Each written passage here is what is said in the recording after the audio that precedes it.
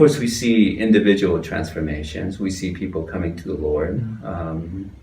Majority of the people who goes to New City were not churched.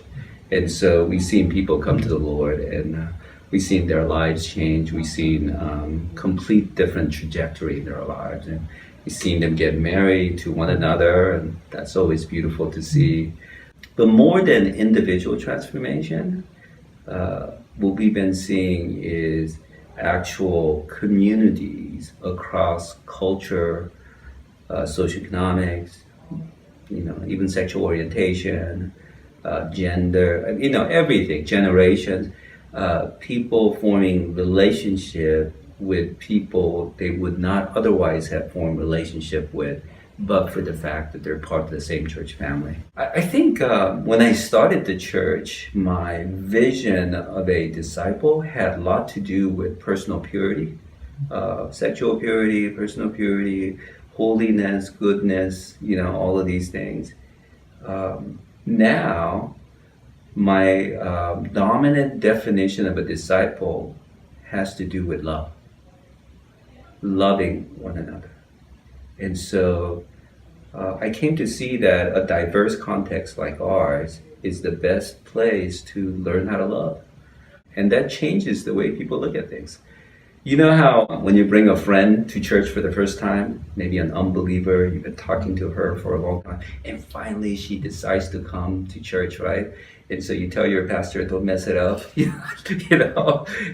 then you come. And when you hear the sermon, you now hear everything through that person's ears, right? Suddenly, the whole sermon is different because you're listening to it from that person's eyes.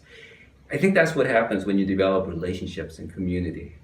Because of what's going on politically, people who would have just thought one way are thinking in a different way, and they're being empathetic to one another.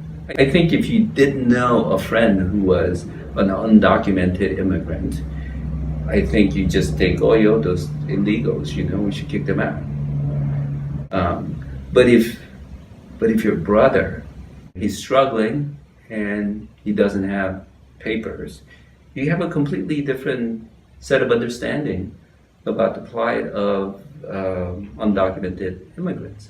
And so it really changes the way you look at things.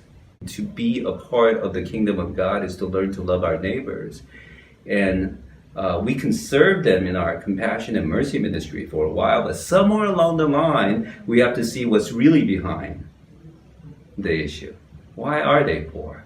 Why didn't they get an education? Is there something systemically wrong? So we have to ask that, because if we don't ask it, we don't truly love. If they were our children, if your child comes home all beat up, you'll take care of him. Probably as many times as he's beat up, but somewhere along the line you're going to go and see who's beating your child up. And so that's social justice, beyond serving and compassion. And so loving others is what it means to be a disciple, and conversion is what it means to bring people to Jesus. You have to do both. And so I think we have to have a church that does both.